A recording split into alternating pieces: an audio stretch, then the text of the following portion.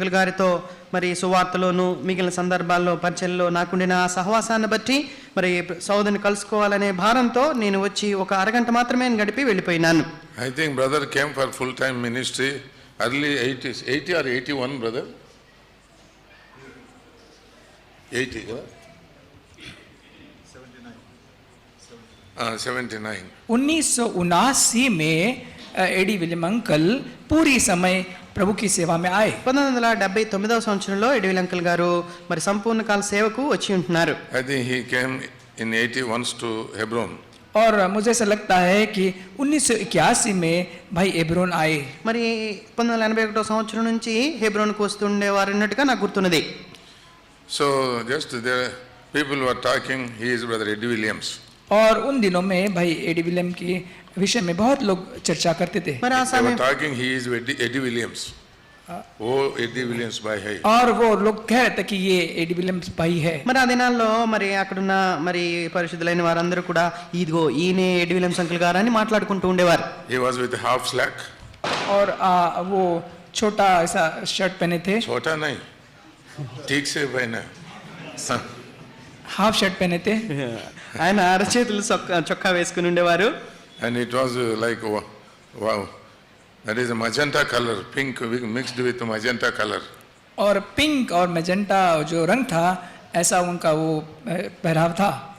మరి మెజెంటా ఎర్రటి మరి ఎరుపు రంగులో ఉన్న చొక్కా వేసుకునేవారు, గులాబీ రంగులో. And he was with a big attractive mustache. और उनकी जो मूंछ थी बहुत ही आकर्षक और बड़ी थी. మరి ఆ సమయంలో అంకుల్ గారికి పెద్ద పెద్ద They మీసాలు were ఉండేవి. talking like this. और इस समय वो उस समय लोग ऐसे बातें करते थे. He has many children. उनके बहुत सारे बच्चे. మరి ఆ సమయంలో జనరల్ ఈ రీతిగా మాట్లాడుకుంటే And he left the job. अपनी नौकरी छोड़ दी उन्होंने. ఆయనకి చాలా మంది పిల్లలు ఉన్నారు, అయినా ఉద్యోగం So వదిలిపెట్టేశారు. there was a talk like that. और इस तरह से उन दिनों में ऐसी चर्चा हुआ करती थी. ఆ దినాల్లో ఆయన గురించి ఆ రీతిగా మాట్లాడుకుంటూ ఉండేవారు. Then he was sent to Delhi. और तब उनको दिल्ली भेजा गया. ఆ తర్వాత పరిచర్య కొరకే Delhi పంపబడ్డారు. From there some doors were opened in Punjab. और वहां से पंजाब में प्रभु ने इनके लिए कुछ द्वार खोले. అక్కడి నుంచి ప్రభు ఆయన కొరకే పంజాబ్ లో కొన్ని ద్వారాలు తెరిచినారు. And he was telling like this.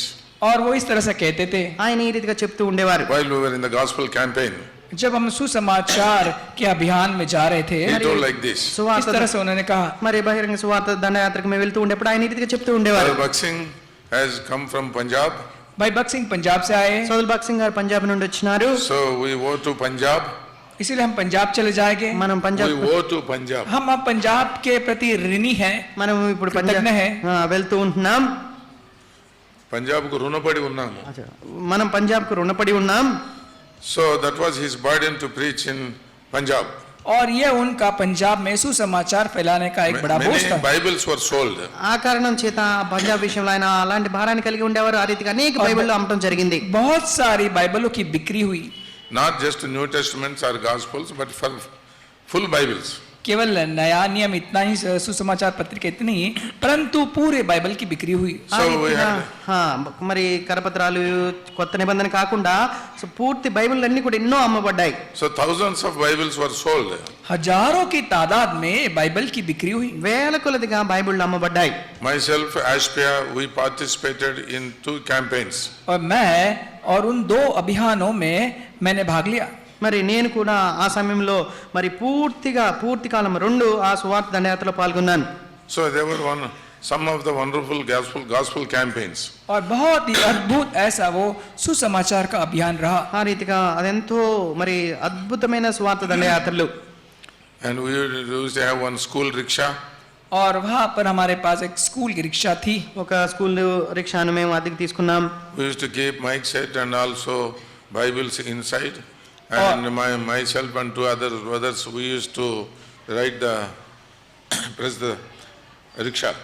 और एक रिक्शा थी और रिक्शा में हमारे पास बाइबल और बहुत सारी पुस्तिका थी और माइक और अन्य साहित्य थे और मैं और दूसरे भाई वो रिक्शा चलाया करते మరి थे. ఆ రిక్షాను అద్దెకు తీసుకొని దాని మీద ఆ మైక్ సెట్ కట్టుకొని దాంట్లో ఉన్న పుస్తకాలు అవన్నీ పెట్టుకొని నేను ఇంకొక సోదరుడు కలిపి దాన్ని నడుపుతూ ఉండేవారం. So that was those days were these terrorism days. और वो दिन बहुत ही अद्भुत ऐसे दिन थे. మరి Terrorism. माफ कीजिए, उन दिनों आतंकवादी के दिन थे। वो भी अद्भुत है। वो भी अद्भुत है। ఆ దినాలలో టెర్రరిజం అనేది ఎంతగానో పెచ్చిరిల్లుతున్న దినాలు, ఎంతో మరి భయంకరమైన దినాలు. So even police were not available in the check post. और वो चेक पोस्ट में नाकाबंदी में पुलिस भी हाजिर नहीं रहते थे। అక్కడ ఉన్న చెక్ పోస్ట్ లో పోలీసులు కూడా ఉండేవాళ్ళు కాదు. And we used to travel night at 12 o'clock, 1 o'clock in the trucks. रात को 12-1 बजे हम ट्रक में सफर करते थे। మరి రాత్రి సమయంలో 12 గంటలకు 1 గంట సమయంలో మేము ట్రక్కుల్లో ప్రయాణిస్తూ ఉండేవారం. Nobody was seen anywhere. कहीं भी कोई भी नजर नहीं आता था। మరి ఎవ్వరు ఎక్కడ కనబడేవారు కాదు. And while we were distributing the gospels, जब हम सुसमाचार की पत्रिका बांटते थे, సువార్త పత్రికలు మేము పంచుతూ ఉండినప్పుడు some people were keeping pistols on their thighs. और कुछ लोग अपने पैरों पर पिस्तौल बंदूक रखते थे। మరి మేము ఆ రీతి కరపత్రలు పనిచేసేటప్పుడు కొంతమంది వారు ఆ తొడల మీద ఆ పిస్తోల్ పెట్టుకొని ఉంచుకునేవారు. In Amritsar, we went to this Golden Temple area. Amritsar में हम वो सुवर्ण मंदिर में जब चले गए, మరి అమృత్సర్లో ఉన్న గోల్డెన్ టెంపుల్ ఆ పరిసర ప్రాంతాలకు మేము వెళ్ళినప్పుడు There was a outer circle building, वहां पर एक भाई एक ऐसा बिल्डिंग था जो गोल आकार में था। outer circle round, oh temple ke वो जो round. मंदिर के जो इर्द गिर्द जो जगह थी, ఆ యొక్క మందిరం ఆ గోల్డెన్ టెంపుల్ ఆ చుట్టుపక్కల ఉన్న ఆ సర్కిల్లో బాగుంటుండేది.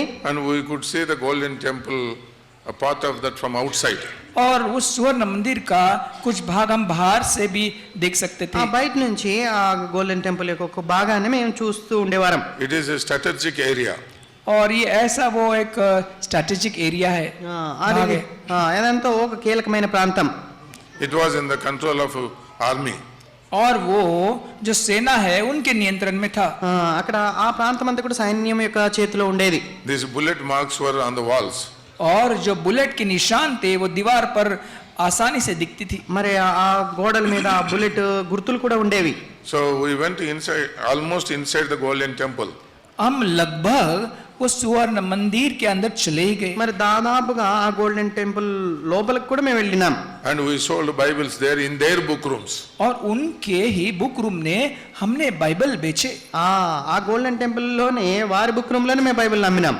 One person took from me one English Bible and one Punjabi Bible. और एक व्यक्ति ने इंग्लिश और पंजाबी बाइबल मुझसे खरीदी। ఒక వ్యక్తి నా దగ్గర నుంచి ఒక ఇంగ్లీషు పంజాబీ బైబిల్ కొన్నాడు. Then he told me, please go away from this place, otherwise life danger for you. और उन्होंने मुझसे कहा, कृपया आप यहाँ से बाहर चले जाइए, अन्यथा आपकी जान खतरे में है। మరి దయచేసి ఇక్కడ నుంచి మీరు మౌనంగా వెళ్ళిపోండి, లేకపోతే మీ ప్రాణానికి హాని కలుగుతుందని ఆయన నన్ను హెచ్చరించినాడు. Then we began to think. और उसके बाद हम सोचने ఆ लगे। తర్వాత మేము ఆలోచించడం మొదలు పెట్టాం.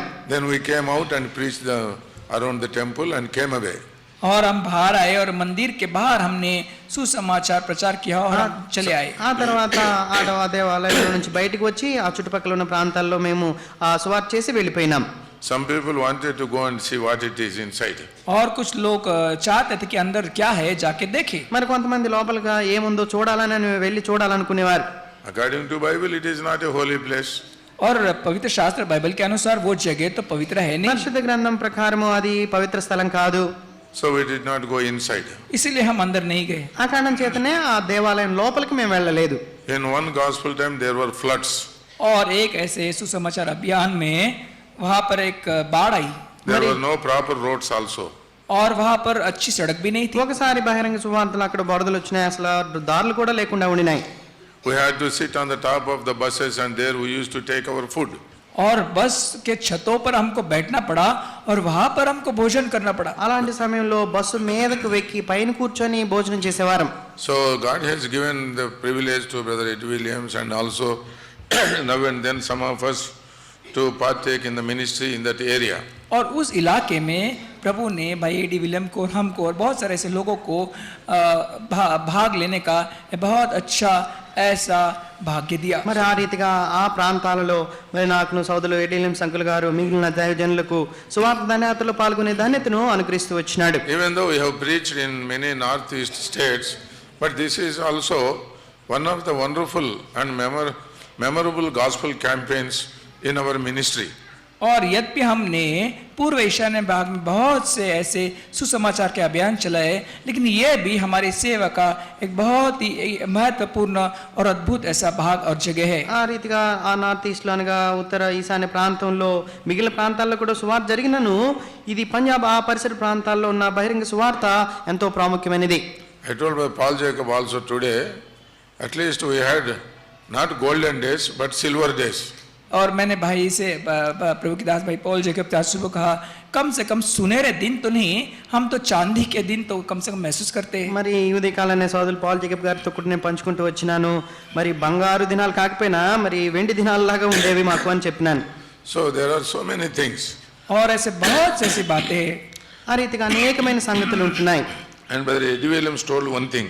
और भाई एडी विलियम ने एक बात कही। సోదరు ఎడ్విన్ అంకుల్ గారు ఒక మాట చెప్పారు. He was telling like this, see now we are distributing Bibles. और वो ऐसा कहते थे, देखिए हमने बाइबल तो बांट दी है। మరి ఆ దినాలు ఆయన ఈ రీతిగా చెప్పారు, మనమైతే Bible పనిచేసినాం. During the tribulation period we will not have a chance, but those people will read these Bibles in those days.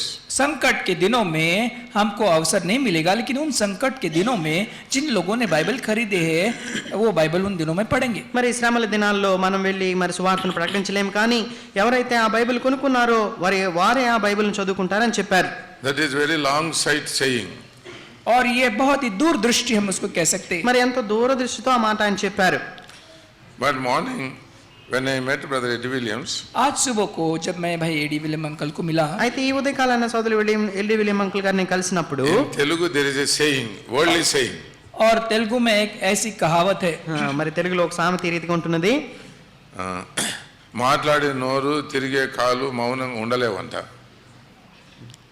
మాట్లాడే నోరు తిరిగే కాలు, Speaking mouth and also touring legs, difficult to be idle.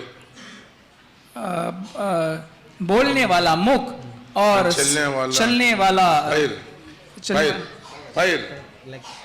चलने वाली पैर मुश्किल है आसान ऐसे आज के बैठना. मुश्किल है एक जगह बैठना। ఆ రీతిగా మాట్లాడే నోరు తిరిగే కాలు మౌనంగా అది కదలకుండా ఉండటం అనేది చాలా కష్టం. That is worldly saying. और ये तो संसारिक कहावत है। మరి లోకరీతిగా ఈ సామెత But the చెప్తారు. Bible tells prophet cannot keep quiet without prophesizing.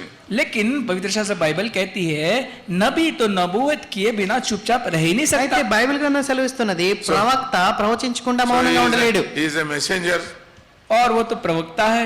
ఆయన అయితే ఒక ప్రవక్తగా ఉంటున్నాడు. Always touring here and there, even now also. और अभी भी इस उम्र में भी वो यहाँ वहाँ सफर करते उम्र रहते में हैं। नहीं अभी भी वो यहाँ वहाँ सफर करते रहते हैं। మరి ఇప్పటికీ కూడా ఈ దినాల్లో నేటికి అంకుల్ గారు ఇక్కడికి అక్కడికి ప్రయాణిస్తూనే ఉంటున్నారు. But very difficult to be quiet. बहुत मुश्किल है उनके लिए चुप रहना। ఆయన మౌనంగా ఉండడం అనేది ఎంతో కష్టం. That is a period. और ये एक समय है।